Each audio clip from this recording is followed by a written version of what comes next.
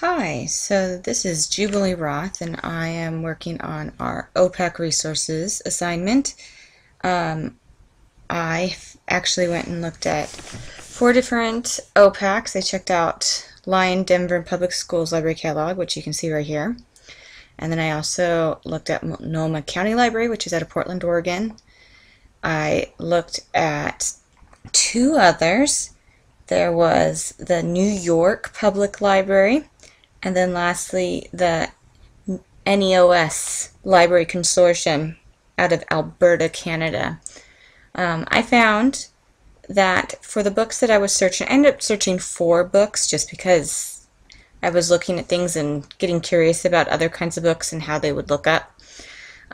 So I looked up Little Kid's First Big Book of Bugs for my nonfiction one by Catherine D. Hughes, which was a 2014 book. I looked up The Giver by Lois Lowry, the 2012 copyright. The Chronicles of Harris Burdick, which that one has multiple authors in it, but it's listed as by Chris Van Allsburg for 2011. And then Replay, a new book by Sharon Creech in 2005. And looking at those books in these 4 different OPACs, I found that my favorite, if I was to choose one of these for my copy cataloging, my first choice would probably be this one, Lyon Denver Public Schools. And the reason is many, but the biggest thing was that this one was very friendly for a school librarian, particularly for a school librarian, because I felt like it was a one-stop shop. It had strong MARC records. It had a really good 520 summaries, and for that section of the records, it had Lexiles as well as grade level suggestions and age level suggestions, and I really liked that aspect for a school library. Very often, those are things that teachers are looking for, as well as kids, because they're looking for things that are within their reading ranges. This Lyon Denver Public Schools really focused on the Library of Congress subject headings. I didn't actually see them use any other subject headings, but I'm not sure if I just didn't run into any or not. It also has a very, very easy to find all of their information. So you can find anything that you need pretty quickly. It's a couple steps to get to their MARC records in particular, but that's usually not something that students are interested in anyway, so it was still easy for me to find. So let me just kind of show you around on this website and what I like about it.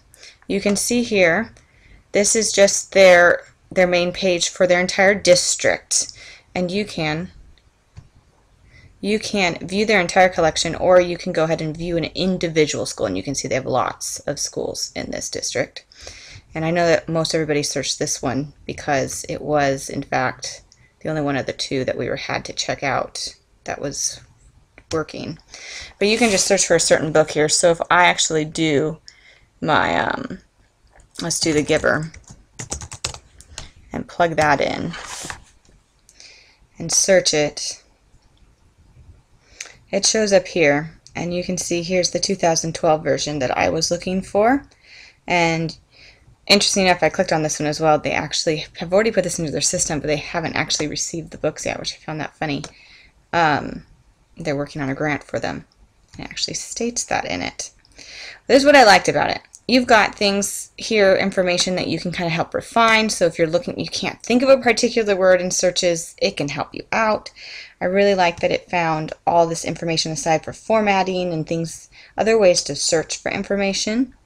If you go into the 2012 The Giver, you can click on it, and in it gives a nice overview. I really like that. Highlighting things. I really like that it gave the other books, because look, these are all The Givers. However, it's from different copyrights or different formats. You can see this one's an electronic resource. So there was many different options on the side. So you're like, oh, this wasn't exactly what I'm looking for. Let's see if there's another one available. You can go there. And it gives all this information down here. Shows us the series, also shows other books that maybe a reader that likes The Giver would also like, for other selected options, which I thought was wonderful for schools. to find that information. Right here, if you wanted to go to the MARC records, all you had to do was go over to the classic car there, classic catalog. Took you over to the classic catalog, and right here was view MARC record display, and you can select that, and it gave you the MARC records. I liked this one. It was pretty straightforward. It gave some good information. You can see, I'm not used to this computer. Here's the 520s. Here was the Lexiles and grade bands. Here's AR. Here's another grade band. So it gives a nice, lots of information about, and you can see some of them are through Follett, some are through Lexiles AR. This one is the 905. So it's showing lots of different recommendations for what's a good choice for these, for what age ranges and bands. And that's the main reason why I really liked this site. Was it was, to me, all of them they all had strong MARC records, but this one really showed me great great additional things that I can add to my school library. Real quick, I'm going to show you the Multnomah County Library website. That's this one right here, and this is actually the exact same format, same MARC record display, same searches, same, everything is set up exactly the same. So they must have used the same program, the same website developer for their libraries. So New York Public Library as well as Multnomah County Library have the exact same. So if I searched for the giver here, if I can type, I like this single search right on the very front of the page. It's very straightforward. You can always look for anything else, library-related events, etc., elsewhere, but most likely that's what everyone's searching for. You can go right here, straight to the giver, and I know that this one's the 2012 just by looking at the book cover. So I can click on that one, and it will confirm it for me. There it is, it's 2012. Even tells me, I love that it tells me this information of how many copies they have out of their whole county library, as well as how many are still available. You can see most of them are, in fact, being read. Quite a popular book still to this day. I do love this one because it shows the subject headings, and you can see here we've got our Library of Congress.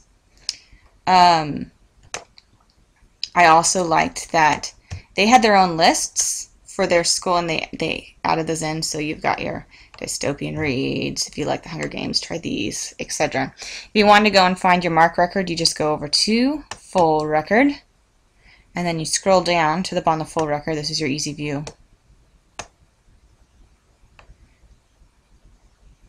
And then click on MARC Display, and it pops up in its own little box, which is kind of cool. This is actually my favorite MARC record view.